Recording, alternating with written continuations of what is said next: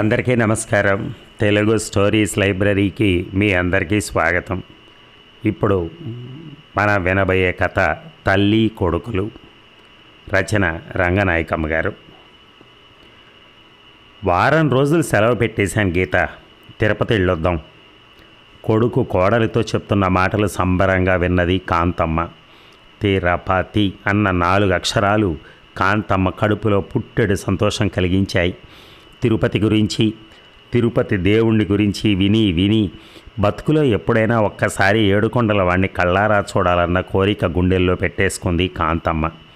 ఆపద మొక్కులవాడు, వడ్డీ కాసులవాడు, సాక్షాత్తు శ్రీమన్నారాయణుడు. కళ్ళపడాలంటే ఎంత పుణ్యం చేసుకోవాలి. వెంకటేశ్వరుని గురించి ఎన్ని చరిత్రలు, ఎన్ని మహత్యాలు, ఎన్నెన్ని విన్నది. చిన్న తిరుపతి దాటి 7 కొండలు ఎక్కి పుష్కరిణిలో శుచిగా స్నానం చేసి ఆపద ముక్కుల వాడిని దర్శనం చేసుకుని పాపనాశనంలో పాపాలు పోగొట్టుకుని గోగర్భం దగ్గర ఒక దండం పెట్టి మంగాపురంలో అలిమేలు మంగతాయారమ్మకు మొక్కి, అబ్బా ఆలోచిస్తేనే ఒళ్ళంతా పులకరిస్తుందే. అవన్నీ నిజంగా చూస్తే తిరుపతి దేవుణ్ణి చూస్తానన్న ఆలోచనతోనే కాంతమ్మ మొహం విప్పారిపోయింది. అబ్బాయి, తిరుపతి అయితే మీతో నేను వస్తానురా, 7 కొండల వాడిని చూస్తాను అంది కొడుకుతో. ఆ మాట అనేసి సంతోషం కొద్దీ అక్కడ నుంచోలేకపోయింది. తిరుపతి వెళ్ళే కబురు వింటే నాగరత్నం ఎంత ముచ్చటపడుతుందో అనుకుంటూ వాకిట్లోకి వెళ్ళిపోయింది. భార్య కేసు చూశాడు రామం. గీత అదేం పట్టించుకోకుండా గదిలోకి వెళ్ళిపోయింది. రామం గదిలోకి వెళ్ళేసరికి మంచం మీద పడుకునుంది గోడవైపు తిరిగి. రామం వెళ్ళి భార్య పక్కలో కూర్చున్నాడు. మా అమ్మ కూడా వస్తానంటోంది. మాట్లాడమే. ఏం మాట్లాడను? మా అమ్మ కూడా వస్తుందట. నాకెందుకు చెప్పటం? పోనీ తీసుకెళ్దాం, దేవుణ్ణి చూస్తానంటోంది. ఆవిడ మాత్రం ఇంకెప్పుడు చూస్తుంది? మాట్లాడవే, నీకు ఇష్టం లేదా? గీత కాసేపు మాట్లాడలేదు, లేచి కూర్చుంది. మన ఇద్దరం సరదాగా ఊళ్ళు చూద్దాం అనుకుంటూ ఉంటే ఆవిడ ఎందుకు మన మధ్య? నిజమే అనుకో, ఆ విషయం అమ్మకు తెలియాలి. కానీ తెలియకపోతే చెప్పండి, మీరు ఊరుకుంటే ఇంకెలా తెలుస్తుంది? మాట్లాడరే. మనం తిరిగేది తిరుపతి ఒక్కటే కాదు కదా. మెడ్రాస్ చూడాలనుకున్నాం, బెంగళూరులో ఫ్రెండ్స్ని ఎవరినో కలవాలనుకున్నారు కదా. ఆవిడ కూడా వస్తే ఇవన్నీ ఎలా అవుతాయి? ఆ మాటలన్నీ గీత నోట్లోంచి వచ్చాయి, కానీ అవన్నీ రామ మనసులో కూడా ఉన్న మాటలే. తల్లి కూడా ఎందుకు తమతో పాటు అని. తిరుపతి వెళ్ళడం దేవుణ్ణి చూడాలనే కాదు, తిరుపతి కొండల ప్రకృతి సౌందర్యం గురించి ఎంతోమంది ఎన్నో విధాలా చెప్తారు. అందాల భార్యతో కలిసి ఆ కొండల్లో కోనల్లో విహరించాలి. అంతేకాదు, మద్రాసులో తప్పకుండా ఆగాలి. ఆ మహానగరాన్నంతా గీతకు చూపించాలి. స్టూడియోలు, పార్కులు, బీచ్లు, థియేటర్లు, బజార్లు ఎన్నో చూడాలి. వీలైతే యాక్టర్స్ని కూడా చూడాలి. ఒకరిద్దరు ఫ్రెండ్స్ని చూడాలి. మొత్తంగా ఈ ప్రయాణం అంతా ఒక మధుర స్మృతిలాగా చేసుకోవాలి. పెళ్ళైన 2 ఏళ్ల కాలంలోనూ అందాల భార్యతో కలిసి ఎన్ని షికార్లు తిరిగినా, ఎన్ని సినిమాలు చూసినా, ఎన్ని విహారాలు చేసినా, ఎంత ఆనందం అనుభవించినా ఇంకా ఇంకా కోరికలు పుడుతూనే ఉన్నాయి. ఉత్సాహం ఉరకలు వేస్తూనే ఉంది. ఇప్పుడు ఈ ప్రయాణంలో అమ్మను వెంటబెట్టుకుపోతే ఆవిడేమి అల్లరి పెట్టే మనిషి కాదు. ఎక్కడ ఉండమంటే అక్కడే ఉంటుంది, ఎలా చెప్తే అలాగే వింటుంది. కానీ అందాల గీతను ఎవరికైనా చూపిస్తూ నా భార్య అని గర్వంగా చెప్పుకోగలడు. కానీ కాంతమ్మను నల్లటి నలుపు, ఎత్తుపళ్ళు, నిమ్మకాయంత జుట్టు ముడి, నీరు కావి, సైనుగుడ్డలు ఆ ఆకారంతో ఉండే తల్లిని ఈవిడ మా అమ్మ అని ఎలా చెప్పుకోగలడు? అసలు అమ్మకు తిరుపతి ఎందుకు? దేవుడు ఎక్కడైనా ఉంటాడు. పెద్ద వయసులో అంతంత ప్రయాణాలు ఎందుకు? ఇంట్లో ఉండి వంట చేసి పెడుతూ కొడుకు ఆనందాన్ని చూసుకుంటే చాలదా పెద్దవాళ్ళకి? అమ్మ అయితే మాత్రం చిన్న వయసు వాళ్ళతో కలిసి తిరగాలంటే పెద్దవాళ్ళని తిప్పటం కష్టం. గీత జడాల్లుకుని లేచేదాకా రామం ఆలోచనలతో సతమతమయ్యాడు. ఆ చిలకా గోరింకల మధ్య ముసలి తల్లి ప్రసక్తి మళ్ళీ రానే రాలేదు. కానీ ఆ ఇద్దరికీ స్పష్టమే, జరగబోయేది తల్లికి తప్ప. ఇక తిరుపతి ప్రయాణం ఒక్క రోజులోకి వచ్చింది. ఆ రోజు కూడా గడిచి పోటల్లోకి వచ్చింది. సాయంత్రం రైలుకే ప్రయాణం. పొద్దున్న నుంచి ఒకటే చినుకులు, జల్లులు, ముసురు. అబ్బాయి, వాన ఇలా కురుస్తోంది, ప్రయాణం కుదురుతుందంటావా? భయంగా అడిగింది తల్లి. రైల్లో వెళ్ళే వాళ్ళకి వానాగేనా ఏమిటి అన్నాడు కొడుకు మొహం ఎటో పెట్టి. అవునులే రైలేగా. కాంతమ్మ మనసు కుదుట పడింది. వర్షం కాస్త తెరిపించింది. కొడుకు కోడలు బెడ్డింగ్ సర్దుకుంటూ ఉంటే కాంతమ్మ గబగబా వంట ముగించి తెల్లగా ఉతుక్కున్న చేతి సంచిలో 2 పంచెలు, ఒక దుప్పటి, పాత పంచిగుడ్డలు సర్దుకుంది. తలదూకోవడానికి ఒక చెక్క దువ్వెన పడేసుకుంది. కొడుకు కోడలు అన్నాలు తింటుంటే కాంతమ్మ గబగబా పెరటిగోడ దగ్గరికి వెళ్ళింది. అమ్మాయి నాగరత్నం, అంతా అయినట్టేనా అమ్మ? వాళ్ళిద్దరూ భోజనాలు చేస్తున్నారు. నేను కూడా ఒక ముద్ద తిని ఏం తినటమోలే, కడుపు అంతా నిండిపోయినట్టే ఉంది. గిన్నెలు కడిగేస్తాను, కాస్త ఇల్లు కనిపెట్టి చూస్తూ ఉండమ్మా. బంతిపూలు నువ్వు కోసుకో, మొన్నే చెప్పాగా అని నాగరత్నానికి అప్పగింతలు పెట్టింది. అలాగేలే పెద్దమ్మ, జాగ్రత్తగా వెళ్ళిరండి. ఎంత పుణ్యం చేసుకున్నారో, వెంకటేశ్వర స్వామి దర్శనం చేసుకుంటున్నారు. ఆ రోజు మాకెప్పుడు వస్తుందో నీకు తెలుసుగా. మా పెద్దవాడికి మొక్కుంది, ముడుపు కూడా కట్టాను. పోనీ ఆ ముడుపు నాకు ఇస్తావా? జాగ్రత్తగా సంచిలో పెట్టి తీసుకెళ్ళి దిబ్బెంలో పడేస్తాను. అలా కుదురుతుందా? ఇప్పుడు వద్దులే, ఒకసారి మేమందరం ఎలాగో వెళ్ళాలనుకుంటున్నాంలే. సరేలే అయితే, నీ చేత్తోటే ముడిపించుకుందు కానీ ముందు నువ్వు చూసి వచ్చి అన్నీ చెప్పాలి సుమా. కాంతమ్మ ముసిముసిగా నవ్వుకుంటూ వెళ్తానమ్మా అనేసి ఇంట్లోకి వచ్చేసింది. ఎంగిలి పళ్ళాలు 2 గడప దగ్గరే వదిలేసింది కోడలు. అత్తగారు ఆ పళ్ళాలు గడిగేసి లోపల పడేసింది. కోడలు తలదువ్వుకుని రింగు పెట్టి ముడి చుట్టుకుంటూ ఉంటే కొడుకు వెనక్గా నిలబడి ఏదో సాయం చేస్తున్నాడు. కాంతమ్మ నవ్వుకుంటూ గబగబా తన పళ్ళెల్లో 2 ముద్దలు పెట్టుకుంది. గీత తీసి పెట్టుకున్న జరీ చీర రామానికి నచ్చలేదు. ఎర్ర సిల్క్ చీర కట్టుకో అన్నాడు. అబ్బా ఇంత చలిగా ఉంది, సిల్క్ చీర ఏమిటి అంది గీత. నీ మొహం చలి ఏమిటి అంటూ రామం జరీ చీర లోపల పెట్టేసి టెర్లింగ్ చీర తీసిచ్చాడు. ముస్తాబంతా పూర్తి చేసుకున్న గీత దంతం బొమ్మలా తయారైంది. రామం చిలిపిగా క్రీగంట చూస్తుంటే సిగ్గుపడిపోయి అద్దం వైపు మొహం తిప్పేసింది. రాము కాసేపు వీధి గుమ్మల్లో నిలబడి రోడ్డు మీద పోతున్న రిక్షాని చప్పట్లు కొట్టి పిలిచాడు. కాంతమ్మ ఎప్పుడో గిన్నెలన్నీ కడిగి బోర్లించేసింది. దొడ్డివైపు తలుపులు వేసేసి తన చేతి సంచిని దగ్గర పెట్టుకుని కూర్చుంది. రిక్షా మనిషి బెడ్డింగు పెట్టి రిక్షాలో పెట్టాడు. గీత వెళ్ళి రిక్షాలో కూర్చుంది. ఇంకో రిక్షాని పిలుస్తాడా అబ్బాయి అనుకుంటూ రోడ్డు వైపు చూసింది కాంతమ్మ. రామం కూడా బూట్లు వేసుకుని నిలబడ్డాడు. పర్సులోంచి 10 రూపాయల నోటు తీసి తల్లి చేతికి ఇవ్వబోయాడు. కాంతమ్మ అయోమయంగా చూసింది ఏమిటన్నట్టు. నీ దగ్గర ఉంచుకో, ఏమన్నా కావాలంటే తెప్పించుకోవచ్చు. ఈసారి పెద్దవాళ్ళు ఎవరైనా వెళ్తుంటే నిన్ను పంపిస్తాలే. మాకు మద్రాసు అది వెళ్లాల్సిన పనుంది, వారం రోజులు పడుతుంది. వెళ్తాను మరి, రైలుకు టైం అయిపోతోంది అంటూ ఆ నోటుని తల్లి సంచి మీద పెట్టాడు. వెనక్కి చూడకుండా గబగబా అడుగులు వేసుకుంటూ వెళ్ళి కొడుకు రిక్షాలో కోడల పక్కన కూర్చోవడం చూసింది కాంతమ్మ. రిక్షా కదిలి నీళ్లు చిందించుకుంటూ వెళ్ళిపోయింది. అసలు ఏం జరిగిందో అర్థం కాలేదు కాంతమ్మకి. తెల్లబోతూ నిర్గాంతపోతూ అక్కడే చీకట్లో నిలబడి నెమ్మదిగా కాళ్ళ దగ్గర సంచి మీదకి కుప్పలా కూలిపోయింది. ఇక కాంతమ్మ దౌర్భాగ్యం ఈనాటిది కాదు, అది పసితనం నుంచి కాంతమ్మను అంటిపెట్టుకుని తిరుగుతోంది. కాంతం పల్లెటూళ్ళలో పేద కుటుంబంలో పుట్టింది. తొలిచూలులోనే కొడుకునే కనాలని సంబరపడిన మంగమ్మ నల్లగా వికారంగా ఎలక పిల్లలా పుట్టిన కూతుర్ని చూసుకుని బావురుమంటూ ఏడ్చింది. పోనీ దేవుడిచ్చాడు, ఆడో మగో కాస్త అందంగా ఉన్నా పుట్టి చచ్చిందా అంటూ పూట గొల్లుమనేది మంగమ్మ. ఊరుకోవే మంగమ్మ, నీకు లేని అందం దానికి ఎలాగొస్తుందే? నువ్వేం ఎర్రగా బుర్రగా రంబలాగా మిడిసిపడుతున్నావా అని ఎవరన్నా వేళాకోళం ఆడితే కుక్కిన పేనులాగా నోరు మూసేసుకునేది. వయసు వస్తే వంకర కాళ్ళు తిన్నవవుతాయి, ఈడొస్తే సరి అదే సోగ్గా ఉంటుంది అని ఏ పేరంటక్కో మంగమ్మను ఓదార్చేది. కాంతమ్మకు ఏడాది పిల్లప్పుడు నల్లటి మొహంలో తెల్లటి ఎత్తుపళ్ళు పొడుచుకొస్తుంటే ఇదేం కర్మరా దేవుడా అని మంగమ్మ బోరు నేడ్చేది. నెలల తరబడి కాంతం గురించే విచారిస్తూ కూర్చోటానికి తర్వాత పుట్టిన పిల్లమాటో అది ఆడముండే. కాకపోతే కాంత కన్నా ఒక ఛాయ మెరుగు. దాని తర్వాత కూడా ఇంకా 2 ఆడపిల్లలు. నిండా మునిగిన దానికి చలి ఏమిటన్న ధోరణిలో పడింది మంగమ్మ. అన్నిటికీ కోపం కాంతం మీదే.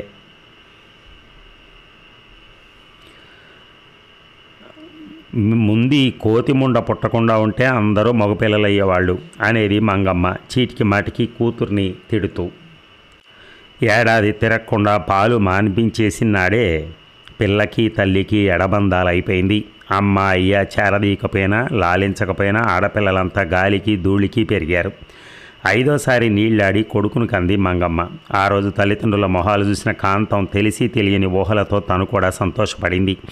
ఎన్నడూ పిల్లల్ని ఎడంచేత్తో కూడా ముట్టుకొని అయ్యా పొరిటినాడు అంత సంటి వెదవని పొత్తిళ్లలో పెట్టుకుని కూర్చున్నాడు. పిల్లాడికి శాంతి చేయించి పంతుళ్లకు సంభావనలు అవి ఇచ్చారు. పసివాడికి మురుగులు మొలలో పిందెలు చేయించి కట్టారు. తర్వాత మాత్రం వాడికి ఎన్ని ముద్దు ముచ్చట్లు జరిగాయి, ఎన్ని అందచందాలు జరిగాయి. తమ్ముడు తప్పటడుగులు వేస్తూ మీద పడి తొక్కినా, గుప్పెళ్ల కొద్దీ అప్పల జుట్లన్నీ పీకినా, కర్రలు పెట్టి అప్పల్ని బాదినా మగపిల్లోని ముద్దుగానే చూడాలనేది మంగమ్మ. మిగతా పిల్లలకి ముద్దు ముచ్చట లేకపోయినా తిట్లు దీవెనలు లేవు. అన్నీ కట్టగట్టుకుని కాంతం వంతే అయ్యేవి. కాంతానికి 12వ ఏడు కూడా జొరబడింది. పాత కోకల్లో గుడ్డలు పమిటలు కూడా వేసుకుంటోంది. మంగమ్మ ఏటేటా చూలింత బాలింత అయ్యి రోగాలతో తెగుళ్లతో సంవత్సరానికి సగం రోజులు ముక్కుతూ మూలుగుతూ పడుకుంటే చేతికి సాయంగా ఉండేది కాంతం ఒక్కతే. ఏదో బావుకోవాలని అందరికన్నా ముందు బుట్టి చచ్చింది కాబట్టి వాడి తాడిని తలదన్నేలా ఎదగటం మొదలెట్టింది. తల్లి కాస్త నిదానంగా మాట్లాడిన పూట కాంతానికి గంపెడ ఆనందంగా ఉండేది. తల్లి మెప్పు పొందాలి అన్నట్టు ఇంట్లో పనులన్నీ చెప్పకుండా చేసుకుపోయేది. ఎప్పుడన్నా నోరు తెరిచి అమ్మ అని పిలిస్తే ఎందుకే అమ్మా బొమ్మాను, గొప్ప కూతురివి బయలుదేరావు అంటూ ఏసడించేసేది కన్న తల్లి. ఇక కాంతం ఈడేరింది. మంగమ్మ బలబలా ఏడ్చింది. కూతురికి మగడెలా దొరుకుతాడా అని. కట్నాలు కానుకలు గుమ్మరించే మాట ఒట్టిది. పోని పిల్ల అందచందాలు చూపిద్దామంటే అదేగా గోలంతాను. నల్ల రంగు ఎత్తుపళ్ళు ఇంకెవడు చేసుకుంటాడు. ఈడేరి ఏడాది దాటిన కాంతం మంగమ్మకు గుండెల మీద కుంపటైపోయింది. మంగమ్మ అదృష్టమో ఏవో కానీ బుచ్చిరాజు పెళ్ళాం పోయిందని కబురు తెలిసింది. బుచ్చిరాజు మంగమ్మ తమ్ముడే. మంగమ్మ కన్నా 2-3 ఏళ్ళు చిన్న. జ్వరం వచ్చి మరదల హఠాత్తుగా పోయిందన్న కబురు తెలియగానే మంగమ్మకు బుర్ర ఏదో ఆలోచన చేసింది. కలకల్లాడే మొహం బలవంతంగా మార్చుకుని పుట్టింటికి బయలుదేరింది. మరదలకి దినవారాలు అయ్యాయి. మంగమ్మ కొన్నాళ్ళకి తమ్ముడిని వెంట తీసుకుని వచ్చింది ఇంటికి. బుచ్చిరాజు అప్పగారింటికి వచ్చాడు. కాళ్ళకు నీళ్ళిచ్చిన కాంతాన్ని ఎగాదిగా చూశాడు. వయసు వచ్చిన తర్వాత కాంతం ముద్దబంతి పువ్వులాగే తయారైంది. కాస్త పళ్ళు ఎత్తైనా కాంతం మొహం కళగా ఉంటుంది అనేవారు వాళ్ళు వీళ్ళు. బుచ్చిరాజు కాంతం ఇచ్చిన చెంబుతో కాళ్ళ మీద నీళ్లు నింపుకొని కాసిని నీళ్లు మేనగోడల మీద చిలకరించాడు. కాంతం ముందు తెలవై తర్వాత మొహం చిట్లించుకుంటూ లోపలికి వెళ్ళిపోయింది. మేనమావ అంటే కాంతానికి చాలా భయం. ఎప్పుడో చిన్నప్పుడు ఒకసారి అమ్మమ్మ గారింటికి వెళ్ళినప్పుడు బుచ్చిరాజు నిజ స్వరూపం చూసింది. కోడి పందాలకు వెళ్ళటానికి డబ్బిమ్మని పెళ్ళాన్ని అడిగాడు బుచ్చిరాజు. తన దగ్గర ఒక చిల్లి గవ్వ కూడా లేదంది పెళ్ళాం. గబగబా దాన్ని పెట్టే బద్దలు చేసి గుడ్డలన్నీ చిందరవందర చేసి 2 రూపాయలు బయటికి తీశాడు. దొంగముండ, ఈ డబ్బు ఎవడి కోసం దాచావే అని పెళ్ళాన్ని లెంపకాయలు వేశాడు. అత్త తిట్టింది. మళ్ళీ కొట్టాడు. జుట్టు పట్టుకుని పీకాడు. ఆ డబ్బుతో బయటికి పోయాడు. అదంతా చూసిన కాంతం భయంతో గజగజలాడిపోయింది. మంగమ్మ కానీ ముసలిది కానీ బుచ్చిరాజును అడ్డుకోలేదు, కేక వేయలేదు. కాంతం ఒక్కతి అత్త దగ్గరికి వెళ్ళి కూర్చుంది. ఎడం కన్ను మీద చర్మం చిట్లి రక్తం కారి అట్టగట్టుకుపోయింది. అత్త లేచి అన్నం కూడా తినలేదు. ఏడుస్తూ మూలుగుతూ పడుకుంది. కాంతానికి మేనమామ అంటే తగన అసహ్యం పుట్టింది. కంటి మీద నెత్తురు అట్టగట్టి అత్త మూలుగుతూ పడుకున్న దృశ్యం కాంతానికి గుండెల్లో పచ్చి పుండులా ఉండిపోయింది. చిన్నతనం పోయి కాస్త వయసు వస్తున్న కొద్దీ మేనమామ లక్షణాలన్నీ కాంతానికి అర్థమవుతూనే ఉండేవి. బుచ్చిరాజుని పోకిరి వాడనేవారు అందరూ. గొడ్ల చావిళ్లలో చీట్ల పేకలకి, తాటి తోపుల్లో కళ్ళు ముంతలకి, ఊరి పొలిమేరల్లో కోడి పందాలకి, డప్పు మోగే చోట భోగం మేళాలకి తిరుగుతూ ఇల్లు వాకిలి పొలం పుట్ర ముసలి తల్లి పెళ్ళాం ఏదీ పట్టకుండా అన్నీ వదిలేసి నిర్పూచీగా కాలం గడిపేసేవాడు. తమ్ముడి గుణగణాలు మంగమ్మ ఎరగనివి కావు. అయినా మగాడికి మంచి ఏమిటి చెడ్డేమిటి అనేది. సమయం చూసి తమ్ముడిని కదలేయాలని అప్ప అనుకుంటూ ఉండగా తిండి తిని నులక మంచం మీద కూర్చుంటూ తమ్ముడే అన్నాడు, అప్ప కాంతం బాగా ఎదిగింది, రూపొచ్చింది అని ఇకిలించాడు. ఎదిగింది, ఎదగడానికే బేదతనమా, మొగుడిని ఎలా తేవటం అని తలబద్దులు కొట్టుకుని వస్తున్నాను అంది అప్ప. అదేమిటి అప్ప, ఎలాగో అవుద్దులే, కన్నెపిల్ల మొగుడు లేకుండా ఉండిపోద్దా భూమి మీద. అదను చూసి మంగమ్మ కడుపులో మాట కాస్త అనేసింది, ఇంకెలా అవుద్దురా, మంచికే వచ్చిందో చెడ్డకే వచ్చిందో నీ పెళ్ళాం కన్ను మూసింది, వెనకాల పిల్ల జల్ల బాదరాబందీ లేదు, ఇక నువ్వు తప్పితే నాకెవరో కనపట్టంలా. బుచ్చిరాజుకి ఆశ్చర్యం వేసింది. తన గురించి అప్పకంతా తెలుసు. అసలు కాంతం తనకన్నా బాగా చిన్నది. ఏంట్రా బుచ్చి ఆలోచిస్తున్నావు? అబ్బాయి ఏటీ లేదే. కాంతం నీకు నచ్చలేదా? అబ్బే అది కాదు, తను రెండో పెళ్లి లేకుండా ఉండిపోడు కానీ ఈ అప్ప కూతుర్ని చేసుకుంటే ఏం పెడద్ది ఈ అప్ప? ఎక్కడన్నా దూరం ఇంటి పిల్లని అందంగా సోగ్గా ఉన్నదాన్ని ఈ ఎత్తుపళ్ళ కోతి మొహం ఎందుకు? తలదించేసుకున్నాడు. నాకిప్పుడు పెళ్ళేమిటే అప్ప, ఒక మూల అది పోయి నా బతికే బండలయ్యిందే. అయ్యే మాటలు రబుచ్చి, పోయిన దాంతో పోతావా? ఇవేం ప్రపంచకమా బల్లకాడా? అది ఉన్నన్నాళ్ళు నిన్నేం సుఖపెట్టిందని సీటికి మాటికి ఏడుపులు మొత్తుకోలేగా దాంతో ఏం సుఖపడ్డావు? అవునే అన్నట్టు బుచ్చిరాజు సానుభూతి కోసం చూశాడు తల వాల్చేసి. అప్ప ఇక గానిచ్చింది, కాంతం మన ఇంట్లో పిల్ల, నిన్నేమంటదా? అంటదా? కుక్కిన పేనులా పడి ఉంటుంది. నీ పేనానికి అంతకన్నా ఏం కావాలి? సరేలేవే అప్ప, ఇప్పుడు ఏంటి కంగారు? అలా కాదులేరా బుచ్చి, ఇంత దాకా వచ్చాక ఏదో మాట తేల్చేసుకోవడం మంచిది. నువ్వు కాదంటే పిల్లకి ఏదో దారి చూసుకోవాలిగా. బుచ్చిరాజు పళ్ళికిలిస్తూ వేళాకోళంలోకి దింపాడు. నీ కూతురు ఏం అందంగా మిడిసిపడిపోతుందనుకుంటున్నావా? ఆ మొద్దు మొహం దాన్ని ఎవడగట్టుకుంటాడే అప్ప. మంగమ్మ కళ్ళుత్తుకుంది. అందరిలాగా నువ్వు అలాగంటే ఎలాగరా బుచ్చి? తోడబుట్టిన దానికి కష్టం నీ కష్టం కాదట్రా. అందం కొరుక్కు తింటావా? గుణం చూసుకోవాలి కానీ. నీ పెళ్ళం ఎర్రగా బుర్రగా ఉండి నిన్నేం సుఖపెట్టి సచ్చింది? నిష్ఠూరాలాడి నీ కూతుర్ని కట్టబెడదామని చూస్తున్నావు కానీ బావ నాకేటిస్తాడే అప్ప? నీకు తెలవందేమని చెప్పు. ఎక్కడున్నావో గొంగళే అంటే ఆనాడు ఎలా ఉన్నాడు, ఈనాడు అలాగే ఉన్నాడు నీ బావ. ముద్దమింగి పొలానికి పోవడం తప్పితే పెళ్ళాం బిడ్డలను ఆలోచించేపాటి తెలివేడిసిందా మడిసికి? నీకు కట్టబెట్టి పెద్దదాన్ని ఎరగడ చేసుకుంటే అయ్యిందా? వెనకాల ఇంకా దెయ్యాలు లేరు, వాళ్ళందరికీ ఏంటిస్తాడో నీకు అలాగే ఇస్తాడులే. మాట్లాడుతూ మంగమ్మ కళ్ళ నీళ్ళెట్టుకుంది. బుచ్చిరాజు చూసి చూడనట్టు ఊరుకున్నాడు. కాస్త గొంతు తగ్గించి చెప్పింది అప్ప. నీ ముద్దు ముచ్చటానే జరపకపోతానట్రా. కాంతం గొడ్డులా చాకిరీ చేస్తుంది. నువ్వు ఎడిదిరిగినా ఇంటికాడుండి ఎచ్చగా నీకింత ఉండి పడేస్తుంది. పరాయి దాన్ని ఎవతని కట్టుకున్నా నీకింత ఒద్దిగ్గా ఉంటుందనుకుంటున్నావా? తమ్ముడు ఆలోచించాల్సిందంతా అప్పే ఆలోచించి పెట్టింది. ఎలాగో అప్ప కోసం చివరికి కాంతాన్ని కట్టుకోవడానికి ఒప్పుకున్నాడు. ఆ కబుర్లన్నీ విన్న కాంతం దిగాల పడిపోతూ తిరిగింది. పనులు చేస్తూనే ఉంది, కళ్ళు తుడుచుకుంటూనే ఉంది. అమ్మ నేను మామయ్య చేసుకొని అని చెప్పాలని కూడా కాంతానికి తోచలేదు. తనకే పెళ్ళవ్వాలంటే ఇంకెవరు చేసుకుంటారు? మావయ్య కాబట్టి ఒప్పుకున్నాడు అనుకుంది కాంతం. ఆడికి పిల్లనివ్వటం ఏంటి దేశదిమ్మరేదవా అన్నాడు కాంతం బాబు.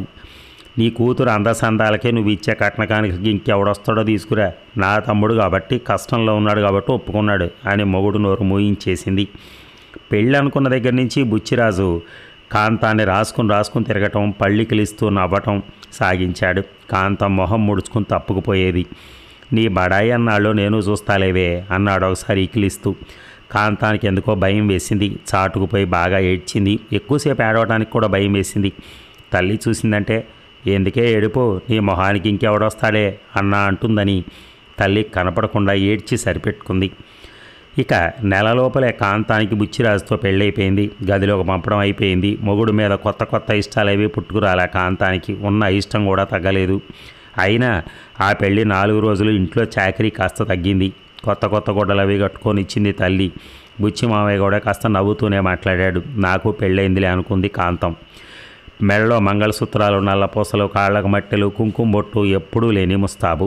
కాంతానికి ఎంత కళ వచ్చిందే అనేవాళ్ళు చూసిన వాళ్ళందరూ. బుచ్చిరాజు మనుగడుపులు వరి ఊడుపుల రోజుల్లోనే ఊడుపులకు నాయుడు గారు తెచ్చుకున్న కూలీ మనుషులు చెరువు గట్టికి అవతల వైపున్న గొడ్లపాకల్లో మకాం పెట్టారు. సాయంత్రం బాగా చీకటి పడ్డాక పొలంలోంచి గుంపులుగా వచ్చి బిలబిల్లాడుతూ పాకల్లో చేరి గడ్డి మంటలతో నూకలు ఉడకేసుకుంటూ నవ్వుతూ పేలుతూ కబుర్లు ఆడుకునే ఆడకూలీలను చూస్తూ చెరువుగట్టు మీద నుంచునేవాడు కొత్త పెళ్లి కొడుకు బుచ్చిరాజు. కాంతం కాస్త పెందరాడే తినీతి బుచ్చిరాజు కోసం చూడకుండానే పడుకుని నిద్రపోయేది. ఆ రాత్రి బుచ్చిరాజు అసలు ఇంటికి రాలేదని తెలిసినా చీమ కుట్టినట్టున ఉండేది కాదు కాంతానికి. కానీ ఒకరోజు చీకటి పడ్డాక నీళ్లు పోసుకుని చాకలి తెచ్చిన చీర కట్టుకుని మిద్దె గదిలో పెట్టెల చాటున అలంకారానికి కూర్చుంది కాంతం. పెళ్ళయ్యాక కాంతానికి ఒక మేదర బొట్టు పెట్టి ఏర్పాటైంది. అందులో ఒక చెక్క దువ్వెన, అరచేయంత అద్దం, తలచిక్కు తీసుకునే చిక్కట్టు, కాటుక డబ్బి, చిన్న వేజలైన బుడ్డి,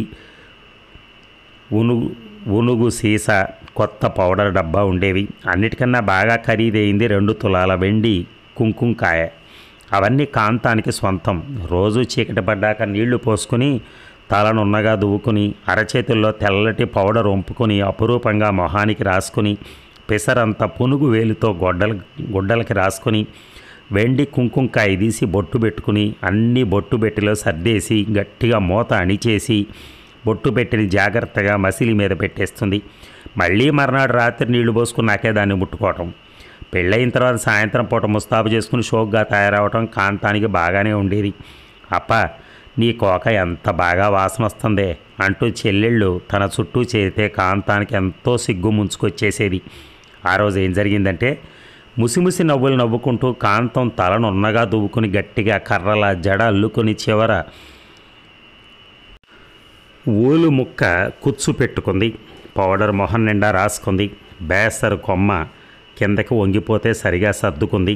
వేలికి పునుగు అంటించుకుని చీరకు అక్కడక్కడ పులుముకుంది. కళ్ళకు కాటిక వెడల్పుగా పెట్టుకుంది. కుంకుమకాయ తీయబోయింది, కనిపించలేదు. గబగబా వెతికింది. కంగారు కొద్దీ బొట్టు పెట్టేంత కింద గుమ్మరించింది. బొట్టు పెట్టిని అలా బోర్లా పెట్టకూడదు కాంతానికి తెలుసు, కానీ కంగారులో అలాగే చేసింది. ఎంతసేపు వెతికినా వెండి కుంకుమకాయ లేనే లేదు. పోయిందా? అమ్మో, ఎలా పోయింది? ఏండిది కూడా నిజంగా పోయిందా? ఇంకెక్కడుంది? అప్పుడే కాంతానికి కళ్ళు పూడుకొచ్చేసాయి. గబగబా వసారాలకు పరిగెత్తింది. మంగమ్మ చిన్నపిల్లలకు అన్నాలు పెడుతుంది. అమ్మా, నా బొట్టు పెట్టిలో కుంకుమకాయ లేదే. ఎందుకు ఉండదో? ఎక్కడ పడేసావో చూడు సరిగ్గా. చూశానే, అంతా చూసా, ఎక్కడా లేదు. నిజంగానే? ఏంటిదే? కంగారు పడింది మంగమ్మ. అదేనే, బొట్టెట్టుకుందామని చూశాను, ఎంత ఎతికినా కనపడటం లేదు. సరిగ్గా దాసావో లేదో మతి మరుపు మొండ.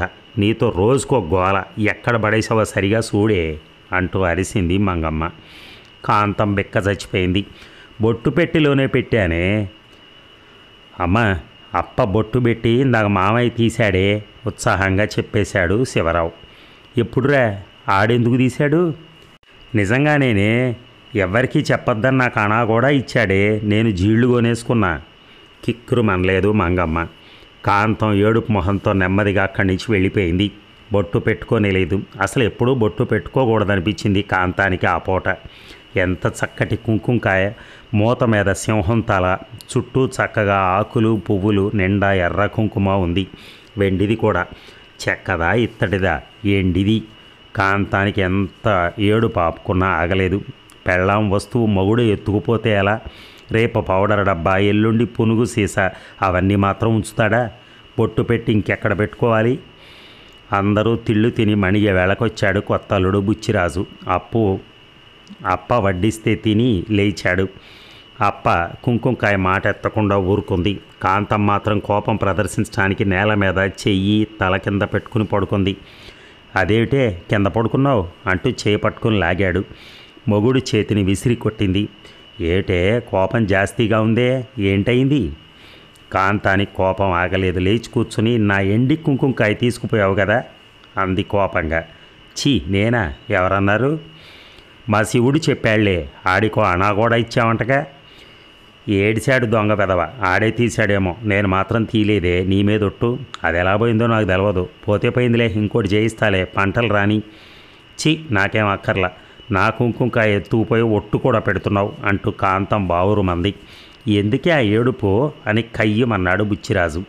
అయినా కాంతం ఏడుపు ఆగలేదు. వెక్కి వెక్కి ఏడుస్తూనే పడుకుంది అర్ధరాత్రి దాకా. అప్ప, ఇది చూడే ఎలా శోకాలెడుతుందో. తమ్ముడు ఫిర్యాదు విన్న మంగమ్మ మొగుడు తొందరగా రానందుకు కూతురు శోకాలెడుతుంది కావాలా అనుకుంది. నులక మంచంలోంచి లేచి వచ్చి తలుపు దగ్గర తొంగి చూసింది. ఎందుకే ఎదవేడుపు? నోరు మూసుకోక. ఆడికే మగమారాజు మడిగట్టు కూర్చుంటాడు అనుకున్నావా ఏమిటి? మళ్ళీ నోరెత్తిందంటే 2 అంటించరా బుచ్చి నీకెందుకు అనేసి అక్కడి నుంచి పోయింది. కాంతం ఏడుపు మానలేదు. మొగుడు యవత దగ్గరికో పోయాడని కాదు కాంతం ఏడుపు. ఉత్త పుణ్యానికే యవతికేసో చూశాడని అయ్యను నానా తిట్లు తిట్టిపోసే అమ్మ తనకు నీతులు చెప్పడం చూస్తే మరీ ఏడుపు వచ్చేసింది. నిద్రలో కూడా ఏడుస్తూనే ఉంది ఆ రాత్రి. ఇక కన్నీళ్లతో ప్రారంభమైన కాంతం కాపురం కంటితడి ఆరకుండానే 4 ఏళ్ళు గడిచాయి. అప్ప కాళ్ళ ఏళ్లాపడి ఏడిసిందని నిన్ను కట్టుకున్నా కానీ, లేకపోతే ఎంతో అందమైన దాన్ని, రంబలాంటి దాన్ని 1000 రూపాయలైనా కట్నం తీసుకుని పెళ్లి చేసుకునేవాడినే. సిగ్గు లేక ఇంకా నీలుగుతావెందుకే ఎదవమండ అని బుచ్చిరాజు రోజు ఎప్పుడో ఒకప్పుడు తన త్యాగం గురించి కాంతం ముందు ప్రకటించి తిట్టిపోస్తూనే ఉండేవాడు. మొగుడు ఎప్పుడన్నా నవ్వుతూ మాట్లాడినా బిగుసుకుపోయేది కాంతం. వేళాకోళం ఆడినా చిన్నబుచ్చుకునేది. పెళ్ళయ్యాక 4వ ఏట కాంతానికి కొడుకు పుట్టాడు. అప్పటి నుంచి కాంతానికి కొత్త జీవితంలాగా అనిపించేది. మొగుడు దగ్గర కూడా కాస్త ధైర్యంగా తిరగడం నేర్చుకుంది. కొడుకు పుట్టి కూడా తండ్రిలో ఏ మార్పు రాలేదు. రామం తల్లిలా నలుపే అయినా ఎత్తుపళ్ళు రాలేదు. కొడుక్కి తల్లి దగ్గరే బాగా చనువు. తండ్రితో సంబంధమే ఉండేది కాదు. కొడుకు 2వ క్లాస్ చదువుతున్న రోజుల్లో ఉన్నట్టుండి బుచ్చిరాజు జబ్బు పడ్డాడు. ఒకరోజు చలిగా మొనగ తీసుకుని పడుకున్నాడు. అదేం తెగులో పెద్ద పెట్టున ముంచుకొచ్చింది. మందుల వీర్రాజు ఇచ్చే కషాయాలు మింగుతూ ఆసుపత్రికి వెళ్ళటానికి వెనక ముందు ఆడాడు. కాంతం నిద్ర నిప్పులు లేకుండా చాకిరీ చేసింది. కాళ్ళు చేతులు పట్టేది. కషాయాలు జావలు కాచేది. మందులు మాత్రలు మింగించేది. ఒంటి మీద ఈగ వాలకుండా విసురుతూ కూర్చునేది. ఎన్ని చేసినా బుచ్చిరోజు రంకెలేస్తూనే ఉండేవాడు. అయినా వండుకు తిన్నావుగా, నేను బాధతో చస్తున్నానే ముండ మోస్తేగా నీకు బుద్ధి రాదులే. కాళ్ళు లాక్కుపోతున్నాయి, గట్టిగా నొక్కవే. గిన్నెడు మింగావుగా, సత్తువ లేదా, ఎవడికి దారపోసావే అంటూ ఎప్పుడు గంగిర్లెత్తిన వాళ్ళ తిట్టిపోస్తూనే ఉండేవాడు. ముండా, నువ్వు మంచిదానివైతే నాకు ఈ రోగం రాకపోనే అన్నాడు ఒకసారి. కాంతం తెల్లబోయింది. మొగుడు ఎందుకు అలా తిట్టాడో ఎప్పటికీ అర్థం కాలేదు కాంతానికి. చివరి రోజుల్లో గొడ్డులాగా బాధపడి యమయాతను అనుభవించి కుళ్ళి చచ్చాడు బుచ్చిరాజు. మొగుడు మంచం మీద ఉన్నప్పుడు ఆ బాధ చూడలేక ఒళ్ళు దాచుకోకుండానే చాకరీ చేసింది. కానీ మొగుడు చచ్చిపోయాక ఏడుపే రాలేదు కాంతానికి. మొగుడు శవాన్ని చూస్తున్న ఆ మనిషి గడ్డి మీద కట్టెలా పడున్నా అతను నిజంగా చచ్చిపోయాడన్న నమ్మకమే కలగలేదు కాంతానికి. హఠాత్తుగా లేస్తాడని, కాళ్ళు నొక్కవే ముండ, సత్తువు లేదా, తింటం లేదా అంటాడని అనిపించేది. శవాన్ని ఎత్తినప్పుడే కొంచెం నమ్మకం కలిగింది, నిజంగానే పోయాడేమో అని. తమ్ముడి చావు కబురు విని దారేపోయే ఎడ్లబండిలో వచ్చింది మంగప్ప. ఎడ్లబండిలోంచి, ఓరి తమ్ముడు, నా బిడ్డను దగా చేశావా, నా కడుపులో చిచ్చు పెట్టావా, నీ దారి నువ్వు చూసుకున్నావా, అప్పుడే 100 ఏళ్ళు నిండిపోయాయా తమ్ముడో బుచ్చిరాజో అంటూ పెడబొబ్బలు పెట్టి ఏడుస్తూ బండి దిగి వచ్చి కూతుర్ని వాటేసుకుంది. అప్పటికీ కాంతానికి ఏమి ఏడుపు రాలా. తనకు కొత్తగా ఏ ఆపద ముంచుకొచ్చిందో, ఇన్నాళ్ళు తన కోసం ఉన్నవాళ్ళు ఎవరు ఇప్పుడు లేకుండా పోయారో కాంతానికి అర్థమే కాలేదు. ఏడవకుండా మొద్దులా కూర్చున్న కాంతాన్ని మంగమ్మ కొరకొర చూసి ముక్కు చీదేసింది. తల్లి చూపికి హడలిపోయిన కాంతం కాసేపు తల్లితో జతగా అంటూ చిన్నపిల్లలు ఏడ్చినట్టు రాగం తీసింది. కాసేపటికి అది చేతగాక మానేసింది. బుచ్చిరాజుకి దినాలు వారాలు అయిపోయినాయి. మంగమ్మ కూతుర్ని పూట ఓదారుస్తూనే ఉంది. ఇక నీకెక్కడేముందే కాంతం, ఆ కుర్ర నాగమ్మను తీసుకుని నాతో వచ్చేయి, అక్కడే పడుందాం, కలో గంజో కలిసే తాగుదాం అంటాం సాగించింది. మొగుడు చచ్చిన నాటి నుంచి కాంతం బుర్ర కాస్త స్వతంత్రంగా పనిచేయటం మొదలెట్టింది. అప్పుల కింద ఎంత పోయినా 2 ఎకరాల పొలం మిగులుతుందని కరణం చెప్పాడు. ఉండడానికి అంత కొంప ఉంది. వండుకు తినడానికి గిన్నె ముంతా ఉన్నాయి. కొడుకు అప్పుడే 2వ క్లాస్ చదువుతున్నాడు. పుట్టింట్లో శివరావు మేనమావ కన్నా అధ్వానంగా తయారయ్యే రకంలా ఉన్నాడు. తల్లికి తండ్రికి తన్నులు తగలని రోజు ఉండటం లేదు. అలాంటి మేనమావ చేతుల్లో తన కొడుకును పెట్టి 2 ఎకరాల చెక్కని అప్పగిస్తే తన పాటలు కుక్కలకు కూడా రావని కాంతం బాగానే గ్రహించుకుంది. ఏంటే అలా కూర్చున్నావు కాంతం, లేచి సామానది సర్దుకో, బండి కట్టించుకుని పోదాం, పోయిన వాళ్ళతో పోతామా, ధైర్యం తెచ్చుకో అంది కన్న తల్లి. మళ్ళీ కాంతం కంఠం పెగిలించుకుని అప్పటికే తేల్చి చెప్పేసింది, నేనెక్కడికి రానే అమ్మ, కుర్రోండి పెట్టుకుని ఇక్కడే ఉంటా, పొలం పని చేసుకుంటా. తల్లి ఉరిమి చూసింది. కూతురు తెలివికి ఆశ్చర్యపడింది. అదేమిటే కాంతం, పుట్టింటోళ్ళంతా చచ్చారనుకున్నావా? కుర్ర సన్నాసిని పెట్టుకుని ఒక్కదానివి ఉంటావా? వయసులో ఉన్న పిల్లవి, మొగెదవలు నిలవనిస్తారా నిన్ను? కాలు నొచ్చినా చెయ్యి నొచ్చినా ఒకళ్ళకి సాయంగా ఒకళ్ళం బడుందాం, నాతో రామ్మా అని చాలా మెత్తగా చెప్పింది తల్లి.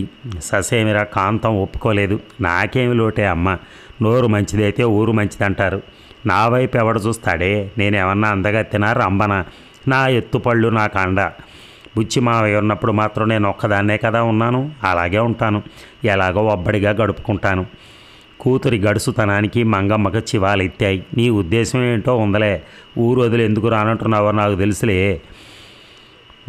మొగుడేలాగూ చచ్చాడని తైతక్కలాడక కాస్త పరువు మర్యాద నిలబెట్టుకో, మంగమ్మ కూతురుని అనిపించుకో అంటూ రంకెలేస్తూ బండెక్కింది. మొగుడి చెర, తల్లి చెర అన్నీ వదిలి కాంతానికి అప్పటినుంచే నిజంగా స్వాతంత్రం ప్రారంభమైంది. ఇక కాంతానికి 20 ఏళ్ల వయసులోనే 60 ఏళ్ళు మీద పడ్డాయి. తెల్ల సైరు పంచి ముచ్చిన గుంటన ముడి, చేతులకు రెండేసి ఇత్తడి గాజులు. అదే కాంతం రూపం ఏనాటి నుంచో. మొగుడు పోయిన దగ్గర నుంచి కాంతానికి 7 ఏళ్ల కొడుకు తప్ప ఇంకెవరు లేరు. ఆ కొడుకుని కంటానికే దేవుడు తనను పుట్టించాడు అనుకునేది. కొడుకును పెంచి పెద్ద చేయటానికే తనకి ఆరోగ్యం, ఆయుష్ ఇచ్చాడు. తన బతుక్కి సార్థకత ఆ కొడుకును పెంచడం ఒక్కటే. ఇవాళ తన బిడ్డను పెంచితే రేపు వాడే తన్ను చూసుకుంటాడు. కొత్తగా తెల్లగుడ్డలు కట్టుకుంటున్న తల్లిని చూసి రామం ఏదో భూతాన్ని చూసినట్టు భయపడేవాడు మొదట్లో. నెమ్మదిగా ఆ భూతానికి అలవాటు పడ్డాడు. రోజు సాయంత్రం బళ్ళోంచి రాగానే గడపలోకి పుస్తకాల సంచి గిరాటు పెట్టి చింత చెట్టు కిందకి పరిగెత్తుకుపోయేవాడు. నాయనా రామన్న, ఏదైనా తినిపోరా అని తల్లి వెంటబడేది. పిల్లాడి కోసం రోజు ఉప్పుడు పిండో, రొట్టె ముక్కో, గుగ్గిళ్ళో, అటుకులో, పేలాల పిండో ఏదో ఒకటి సిద్ధం చేసేది. తల్లి కేకలకి చింత చెట్టు దగ్గర నుంచి పరిగెత్తుకొచ్చి మంచినీళ్ళు తాగరా నాయన అంటున్నా వినిపించుకోకుండా మళ్ళీ చింత చెట్టు దగ్గరికే పరిగెత్తేవాడు. పిల్లాడు వచ్చే లోపల తల్లి పొయ్యి అంటించి చితుకులు మంట పెడుతూ బియ్యం పొంగిచ్చేది. పొయ్యి మీద నీళ్లు పడేసేది. పిల్లాడు వచ్చేదాకా గిన్ని ముంత తోముకుంటూ, ఇల్లు వాకిలి ఊడ్చుకుంటూ, తట్ట బుట్ట సర్దుకుంటూ, ఉప్పు పప్పు బాగు చేసుకుంటూ, చిరుగులు పట్టిన గుడ్డలు కుట్టుకుంటూ ఎలాగో కాలక్షేపం చేసేది. చేతుల్లో పని చేతుల్లో ఉండగానే వీధి గడపలో తత్సళ్ళాడుతూ చీకటి పడితే కోడిగుడ్డు బుడ్డి వెలిగించి కొడుకు కోసం కాచి పెట్టు కూర్చునేది. రామన్ చెమటలు కక్కుంటూ వచ్చేవాడు. అమ్మ ఆకలే అంటూ తల్లి గబగబా పొంతకొండ దొడ్లో పడేసేది. సున్నిపిండితో కొడుక్కి ఒళ్ళంతా తోమి నీళ్లు పోసేది. తడి ఒంటితో కొడుకుని చంకనేసుకుని నడవకో, అరికాళ్ళకి బాడీ అవుతుంది బాబు అంటూ ఇంట్లోకి తీసుకుపోయి నుంచోబెట్టి పవిటతో ఒళ్ళంతా తుడిచేది. తర్వాత పెద్ద పీట వేసి అన్నానికి కూర్చోబెట్టేది. అమ్మ, ఇది అయ్యపేటేనా అనేవాడు పిల్లాడు పూట. కొడుకు ఆ పీట మీద కూర్చున్నప్పుడు మాత్రం తండ్రి జ్ఞాపకం వచ్చేవాడు. పీటను 2 చేతులతోటి తడుముతూ అయ్యపేట అనేవాడు. అప్పుడు మాత్రం కాంతానికి గుండెలు బరువెక్కాయి. అయ్యో, నా బిడ్డకు తండ్రి లేకపోయాడు కదా. 6 ఏళ్ల నాడే అనాథుడైపోయాడే కొడుకు. తండ్రి ఉంటే ఆ దారి వేరు అనుకుంటూ దిగాలు పడిపోయేది. కళ్ళనీళ్లు తుడుచుకుంటూ కొడుకుతో అనేది, మీ అయ్యపేటే.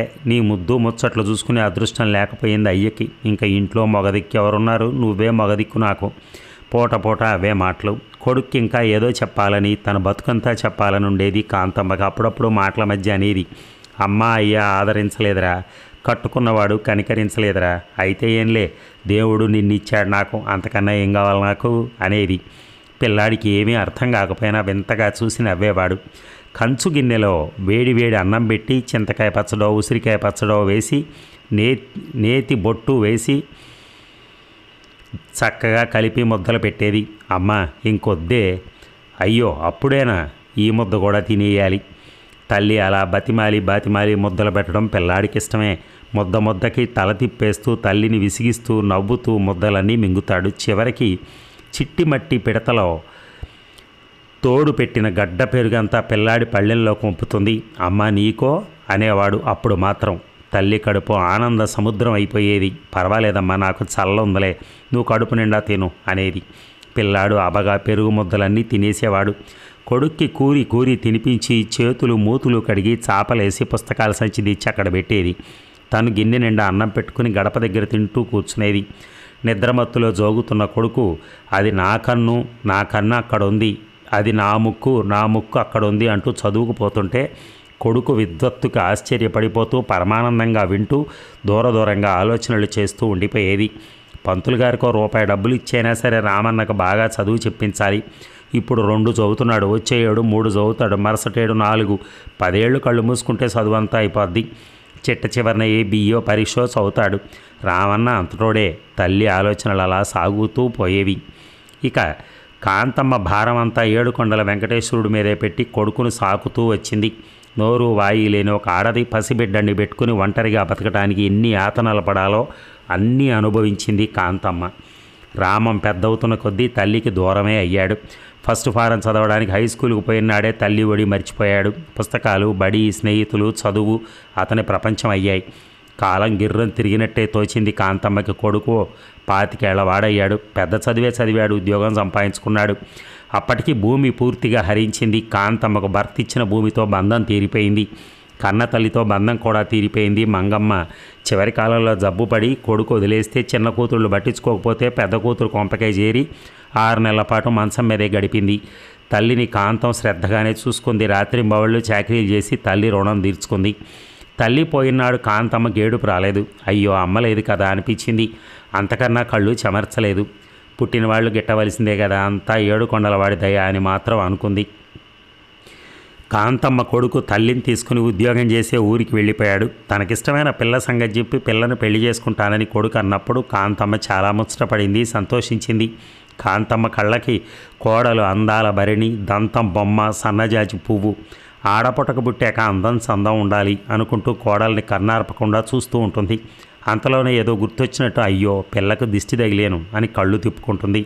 కొడుకు బతుకు పండు వెన్నెల్లా అయిందని కాంతమ్మకి పుట్టెడు సంతోషం. ఏనాటి నుంచో పుట్టింటికి తొంగి చూడలేదు. చెల్లెలంతా ఎక్కడున్నారో కూడా సరిగా తెలియదు. తమ్ముడు ఒక్కసారన్నా పిలుచుకుపోలేదు. దేన్ని పట్టించుకోలేదు కాంతమ్మ. తన ఇల్లే స్వర్గం, తన కొడుకు కోడలు దేవతలు. వాళ్ళ అందచందాలు చూసుకుంటూ వాళ్ళకి పూట పూట వండి పెడుతూ సదుపాయాలు చేస్తూ రోజు ఏడుకొండలవాడి పటానికి దండం పెట్టుకుంటూ అదే కాంతమ్మ జీవితం. బతికి బాగుంటే ఎప్పుడన్నా ఒక్కసారి ఏడుకొండలవాడి దర్శనం చేసుకుంటే చాలు, ఇక నిశ్చింతగా కళ్ళు మూసేయచ్చు అనుకుంటూ ఉంటుంది. ఇక కాంతమ్మ గడపలో కూలబడ్డట్టే ఉంది. పక్కన తిరుపతి వెళ్ళి రావాల్సిన చేతి సంచి పడింది. బయట చినుకులు పడుతూనే ఉన్నాయి. నాగరత్నం పూలు కోసుకుందామని వీధి వాకిట్లోకి వచ్చింది. తలుపులు బార్లా తీసి ఉండడం చూసి తెల్లబోతూ గుమ్మంలోకి తొంగి చూసింది. కాంతమ్మ మూటలాగా పడుంది గడప దగ్గర. నాగరత్నం హడలిపోయింది. ఒక్క క్షణం తటపటాయించి లోపలికి అడుగుపెట్టింది. పెద్దమ్మ, ఇదేమిటి నువ్వు వెళ్ళలేదు? ఇందాడి నుంచి నేను ఇటు చూడనే లేదు పెద్దమ్మ, తిరుపతి వెళ్ళలేదు అని పెద్దమ్మను కదిపి పలకరించింది. కాంతమ్మ కళ్ళు తెరిచింది. నాగరత్నం వైపు కొత్త మనిషిని చూసినట్టు చూసింది. మా రామన్న లేడు, బళ్ళోకి వెళ్ళాడు. తెల్లబోయింది నాగరత్నం. నువ్వు తిరుపతి వెళ్తానన్నావుగా పెద్దమ్మ. కుర్ర సన్నాసి, వాడికి ఏం తెలుసమ్మా? వాన బాగా కురిసిందా? అయితే బాగా తడిసిపోతాడు. కాసిన నీళ్లు కాగబెడతాను, రాగానే నీళ్లు పోస్తాను. నాగరత్నానికి ఏం అంతు పట్టలేదు. ధైర్యం చిక్కబట్టుకుని కాంతమ్మ ఒంటి మీద చేయబెట్టి చూసింది. ఒళ్ళంతా మాడిపోతుంది. పెద్దమ్మ, నీకు బాగా జ్వరం వచ్చినట్టుంది, పరాగ్గా మాట్లాడుతున్నావు, లేచి మంచమే పడుకో అంటూ నాగరత్నం గబగబా మంచం వాల్చింది. దుప్పటి పరిచింది. కాంతమ్మను లేవదీసి పడుకోబెట్టింది. కాంతమ్మ పడుకున్నట్టే పడుకుని దిగ్గుని లేచిపోయింది. అయ్యో, నా కొడుకు వస్తాడమ్మా బళ్ళోంచి, రాగానే పుస్తకాలు అక్కడ బారేసి అమ్మాయి ఏమన్నా పెట్టు అంటాడు. పడుకుంటే అలాగా, కొంచెం ఉప్పుడు పిండన్నా చేస్తాను అంటూ ఊడిపోయిన జుట్టు దులిపి ముడేసుకుంది. జారిపోతున్న పంచి గట్టిగా కట్టుకుంది. ఆశ్చర్యంగా చూస్తూ నిలబడింది నాగరత్నం. వీధిలో రిక్షా ఆగింది. కాంతమ్మ కొడుకు కోడలు దిగారు. రిక్షా మనిషి సామాన్ తెచ్చి గడప దగ్గర పెట్టి వెళ్ళిపోయాడు. గీత రుసరుసలాడుతూ వాల్చి ఉన్న మంచం మీద కూర్చుంది. నాగరత్నం తెల్లబోతూ అడిగింది, మీరిద్దరే వెళ్ళారా? ఏమైంది? బండి అందలేదా? పైన ఎక్కడో రైలు కట్ట పాడైందట, రేపటిదాకా అటువైపే రైళ్లు వెళ్ళవట అని చెప్పడానికి సిగ్గుపడుతున్నట్టే చెప్పాడు రాము. కాంతమ్మ పంచెకొంగు భుజం మేయించి జారి నేల మీద పారాడుతుంటే వంటింటి గుమ్మం దగ్గరికి వెళ్ళి పెరటి తలుపులు తీసింది. కళ్ళకు చెయ్యి అడ్డం పెట్టుకుంటూ చీకట్లో కాకర పాదుకేసి చూసింది. నాయన రామన్న, వానలో జామ చెట్టు ఎక్కావా? జ్వరం వస్తుందిరా తండ్రి. అయ్యో అయ్యో, కాలు జారి పడిపోతావురా, దిగరా నాయన, ఏదన్నా పెడతాను, నా బాబు గదు, దిగిరా రావుడు అంటూ ప్రాధేయపడుతూ నిలబడింది. కుర్ర సన్నాసి, మాట వినడమ్మా. వినడో అంటూ గొణుక్కుంటూ యువతలకు వచ్చింది. రామన్ తెల్లబోతూ నాగరత్నం వైపు చూస్తూ, అక్కయ్య, అమ్మ అలా మాట్లాడుతుందేమిటి అన్నాడు. నాకు తెలియదు రామం, ఇప్పుడే వచ్చాను నేను, అసలు మీరందరూ వెళ్ళిపోయారనుకున్నాను అంటూ నాగరత్నం గబగబా చెప్పుకొచ్చింది. పనంతా అయ్యాక పువ్వులు కోసుకుందామని మీ వాకిట్లోకి వచ్చాను. తలుపులు తెరిచున్నట్టు కనపడితే మీరు ఇంకా వెళ్ళలేదా అని లోపలికి చూశాను. పెద్దమ్మ పడిపోయి ఉంది. గబగబా మంచం వాల్చి పడుకోబెట్టాను. కాసేపు పడుకుని లేచిపోయింది. రాముడు, నాయన అని ఇటు అటు తిరుగుతోంది. నన్ను పోల్సనే లేదు. మా రాముడు బళ్ళోకి వెళ్ళాడమ్మా అంటోంది. వానలో తడిసిపోయి వస్తాడు, నీళ్లు కాగబెట్టాలి అంటోంది. ఇదిగో ఇప్పుడే ఈ అటు వెళ్ళింది, ఇంతలో మీరు వచ్చారు. చెప్తుంటే నాగరత్నానికి ఏడుపు వచ్చేసింది. పెద్దమ్మకు జ్వరం బాగా వచ్చింది రామం అంది చివరికి.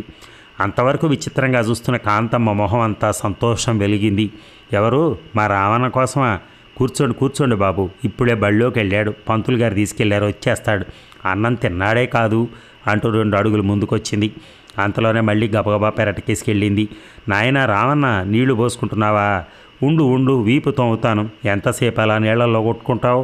రొంపబడుతుంది, అసలే నీ ఒళ్ళు మంచిది కాదు. ఇక జాలే, ఒళ్ళు దుడుస్తానరా అంటూ కేకలు పెట్టింది. వసారాలో పీట వాల్చి పళ్ళెం పెట్టింది, చెంబు పెట్టింది. తను ఖాళీ పళ్ళెం ముందు కూర్చుంది. నా మాట వినరా, గమ్మున రారా రాముడు, నీకోసం కళ్ళు కాయలు కాచేలా ఎదురు చూస్తున్నానురా అంటూ నేల మీద చేతులు ఆంచి లేచింది. వెర్రి నాగన్న మాట వినడం మానేశాడు అంటూ గొణుక్కుంది. నాయన నన్ను ఇలా ఏడిపించకరా, బాగా చదువుకోవాలి, చుక్క లాంటి పిల్లని పెళ్లి చేసుకోవాలి తెలిసిందా, ముందు తిండి తినరా, తర్వాత రాసుకుందు కానిలే, నన్ను ఇలా ఏడిపించకరా. కొడుకు నిర్ఘాంతపోయి చూస్తున్నాడు తల్లిని. నాయన నీకు చెప్పానా, అమ్మ అయ్య ఆదరించలేదురా, కట్టుకున్నవాడు కనికరించలేదురా, నిన్నే చూసుకుని బతుకుతున్నానురా. నీ పిన్నమ్మలు మంచివాళ్ళేరా, ఎక్కడున్నారో కానీ నిన్ను ఎత్తుకుని తిప్పేవారు. తినేయమ్మ ఈ పెరుగన్న తిని. నాగరత్నం 2 అడుగులు వేసి కాంతమ్మ దగ్గరికి వెళ్ళింది. పెద్దమ్మ రామం వచ్చేశాడు చూసావా, అసలు వచ్చేశాడా, అప్పుడే బడి వదిలేశాడా? బడి వదిలేశారా అమ్మ? బడి కాదే, తిరుపతి వెళ్ళాలని వెళ్ళారుగా, రైళ్ళు ఆగిపోయాయంట, వెనక్కి వచ్చేశారు, ఇడిగో రామం చూడు అంటూ నాగరత్నం రామం వైపు చూపించింది. కాంతమ్మ కొడుకు వైపు చూసింది, కొత్త మనిషిని చూసినట్టు. అబ్బే మా రామన్న బళ్ళోకి వెళ్ళాడమ్మా, అప్పుడే రాడు, చెట్టు పుట్టలు అన్నీ వాడికే, వాకిట్లో చెట్టెక్కినట్టున్నాడు అంటూ గబగబా మళ్ళీ పెరట వైపు వెళ్ళింది. రామం ఎవరైనా డాక్టర్ని తీసుకురాకూడదు అంది నాగరత్నం కంగారుగా. అవును వెళ్తాను, నేను వచ్చేదాకా నువ్వు ఇక్కడే ఉండు అక్కయ్య. గీత భర్తతో ఇంత వానలో ఇప్పుడు వెళ్ళాలా, రేపు చూపించకూడదు అంది. రామం విసురుగా తల తిప్పి ఏమిటి మనిషి అలా ఉంటే రేపు చూపించాలా అన్నాడు కోపంగా. గీత మళ్ళీ నోరెత్తలేదు. నాగరత్నం ఏదో ఆలోచన వచ్చినట్టు రామం పెద్దమ్మ నువ్వు పలకరించి ఒకసారి అంది. వెంటనే రామన్ తల్లి దగ్గరికి నడిచాడు. అమ్మా నేనమ్మా, నేను రామాన్ని, తిరుపతి వెళ్ళలేదు, వచ్చేశాను. అమ్మా నేను. కాంతమ్మ కొడుకు మొహం వైపు అలాగే చూసింది. అమ్మా నేనమ్మా. కాంతమ్మ అలాగే చూసింది. అమ్మా అమ్మా అని పిలుస్తూనే ఉన్నాడు కొడుకు. ఆ పిలుపు విన్నప్పుడల్లా తల్లి మొహంలో ఏదో మార్పు కనపడింది. అమ్మా నేనమ్మా. వచ్చేసావా నాయన, బడి వదిలేశారా? వదిలేశారు, వచ్చేసానమ్మా. వచ్చేసావా రామానివా? అవునమ్మా నేనే రామాన్ని, అన్నం పెట్టు, నాకు ఆకలిగా ఉందమ్మా, తొందరగా పెట్టు. అబ్బే మా రామం బళ్ళోకి వెళ్ళాడు, ఎక్కడో చెట్ల మీద ఆడుతూ ఉంటాడు. చెప్పిన మాట వినడంటూ తల్లి మళ్ళీ వాకిలి వైపుకి వెళ్ళింది. నాగరత్నం రామానికి మళ్ళీ చెప్పింది, డాక్టర్ని తీసుకురా, ఏదైనా మందిస్తాడు, రాత్రంతా నిద్రపోతుంది, తెల్లారికి బాగుంటుందేమో. అక్కయ్య నేను వచ్చేదాకా నువ్వు వెళ్ళకు అని మళ్ళీ చెప్పి రామం వానలో తడుచుకుంటూ గబగబా వెళ్ళాడు. నాగరత్నం గీతతో రాత్రికి మీరిద్దరు ఏదన్నా తినాలిగా, పొయ్యి అంటించి అన్నం వండు, అత్తగారు పూట పూట మీకు చాకరీలు చేసింది, ఈ పూట కూడా అత్తయ్య చేస్తుంది అనుకుంటున్నావా అంది. గీత మొహం ముడుచుకుని లేచి వంటింట్లోకి వెళ్ళింది. నాయన రామన్న 2 ముద్దలు తినరా అంటూ కాంతమ్మ మళ్ళీ వాకిట్లోకి బయలుదేరింది. అదండి 1968లో ఈ కథ జూలైలో సాహిత్య అకాడమీ ప్రచురించిన కథామందారం అనే వేరువేరు రచయితల కథల సంకలనంలో ప్రచురించింది. ఈ కథ గురించి రచయిత ఏం చెప్తారో విందాం. రచయిత్రి ఈ కథ రాసినప్పుడు దీనికి ఆడది అనే పేరు పెట్టాను. కథామందారంలో ఇది ఆ పేరుతోనే ఉంది. తర్వాత ఇది ఎక్కడ రీప్రింట్ అవ్వలేదు. ఇప్పుడు దీన్ని చదివి అక్కడక్కడ దిద్దాను. ఆడది అనే పేరు దీనికి సరిపోయినట్టుగా ఇప్పుడు అనిపించడం లేదు. తల్లి లక్క వంటిది, బిడ్డ రాయి వంటిది అనే సామెత ఒకటి ఉంది. అలాంటి పేరు పెడదామా అనుకున్నాను. కానీ మంగమ్మ లాంటి మనిషి తను బిడ్డగా ఉన్నప్పుడు తల్లిని పీడించే రకం, అలాగే తను తల్లిగా ఉన్నప్పుడు బిడ్డల్ని పీడించే రకం. ఈ మనిషి ఎప్పుడూ రాయితనమే. కాంతం లాంటి మనిషి తను బిడ్డగా ఉన్నప్పుడు తల్లిని ప్రేమిస్తుంది, తను తల్లిగా ఉన్నప్పుడు బిడ్డల్ని ప్రేమిస్తుంది. ఈ మనిషికి ఎప్పుడూ లక్కతనమే. కాబట్టి తల్లి లక్క, పిల్ల రాయి అనేది ఈ కథలో మనుషులకు పనికిరాదు. తల్లి కొడుకులు అనే పేరు కొంచెంగా సరిపోతుందని ఇప్పుడు కథ పేరు ఇలా మార్చాను. చిన్నప్పుడు నాకు సంఘటన తెలుసు. మా బంధువుల్లో ఒక కొడుకు తల్లిని గిట్టనిచ్చేవాడు కాడు. ఎందుకంటే తల్లి అందంగా ఉండదట. అందంగా ఉండడం అంటే ఏమీ లేదు, తెల్లగా ఉండాలి. ఆ తల్లి నల్లగా ఉంటుంది. కొడుకు కూడా నలుపే, కోడలు తెలుపు. ఆ కొడుకు దేవుడి గుళ్ళకు వెళ్ళినా తల్లి తీసుకెళ్లేవాడు కాడని బంధువులు చెప్పుకునేవారు. ఆ తల్లి పేరు రాజమ్మ, కొడుకు పేరు వెంకటేశ్వరరావు. ఇవి నిజం పేర్లే. మేము రాజమ్మని రాజం పెద్దమ్మ అని పిలిచేవాళ్ళం. ఆ తల్లి కొడుకులు ఇప్పుడు లేరు. అతని పిల్లలకి పుస్తకాల వాసన గిట్టదు. కాబట్టి తండ్రి ఎంత బుద్ధిమంతుడో తెలుసుకునే మార్గం లేదు వాళ్ళకి. వాళ్ళు తెలుపో నలుపో నాకు తెలియదు. ఈ కథ ఇప్పుడు చదివితే చిన్నప్పుడు ఎంతో తెలిసి తర్వాత మర్చిపోయిన మాటలు కొన్ని కనపడ్డాయి. జుట్టు చిక్కులు తీసుకునే చిక్కట్టు, సామాన్లు పెట్టుకునే మసిలి, పొయ్యిలో ఉండే పొంత కూడా కనపడి ఆశ్చర్యం వేసింది. చిక్కట్టు ఎలా ఉంటుందో ఇప్పటికీ సరిగా గుర్తు రావటం లేదు. జీవితాల్లోంచి ఆ వస్తువులు పోయి ఆ మాటలు పోయాయి. ఇలాగే చిన్నప్పటి మాటలు ఇంకా ఎన్ని పోయాయో అని ఒక్కొక్కసారి దిగులేస్తూ ఉంటుంది. అదండి, చూసారా, కన్న తల్లి అంత చక్కగా అన్ని కష్టాలు పడి పెళ్లి చేసుకోను అంటూ కూడా చివరికి అతన్నే చేసుకుని నానా బాధలు పడి ఆమె చివరికి ఆ కొడుకును పెంచి ఆమె చివరికి తిరుపతి చూడాలనే ఆమె కోరికను కూడా తీర్చలేని కొడుకు కోడలు వెళ్ళిపోతే అక్కడి నుంచి ఒక పిచ్చి దానిలాగా అయిపోయింది. అంటే ఏమిటంటే, ఇంత చూస్తున్నా నన్ను ఇలా చేస్తున్నారే అనే భావం ఎప్పుడైనా ఉంటుంది తల్లికి. అదే అక్కడ కనపడింది. ఏది ఏమైనా ఇంట్లో మనకి ఓపిక ఉంటే ఉంచుకోవాలి, అంతేగాని బాధలు పెట్టి నానా గోల్ చేసి ఆమెను ఎక్కడికి తీసుకెళ్లకుండా ఇంట్లోనే పడేసి నువ్వు ఇక్కడే చావు అని చెప్పని అంటాం ఎంతవరకు కరెక్ట్? అది చిన్నప్పుడు కూడా ఆ పరిస్థితి వచ్చిన తర్వాత కూడా ఆమె ఏం చెప్తోంది, నా కొడుకు బడి నుంచి వస్తాడని చెప్తోంది. ఎప్పుడో ఎదిగిపోయిన కొడుకుని కూడా. అంటే ఎంత పిచ్చిలో ఉంది కొడుకంటే. అలాంటి వాళ్ళని బాధ పెట్టడం ఎంతవరకు కరెక్ట్? ఆలోచించాలి కొడుకులందరూ కూడా. Thank you very much.